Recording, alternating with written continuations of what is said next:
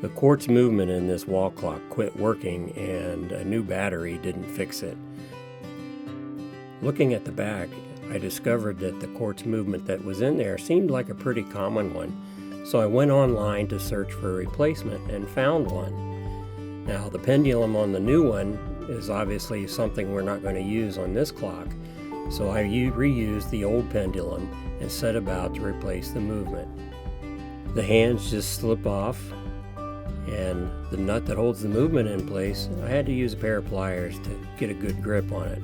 You just want to be careful not to mar the face of the clock. And then you can take the old movement out and put the new one in. I checked it first to make sure that it was going to fit.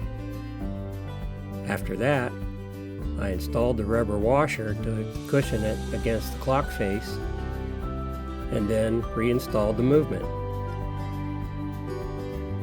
I simply used the hardware that was on the old movement. Reversed the process by installing the washer and then the nut, and then you can reinstall the hands.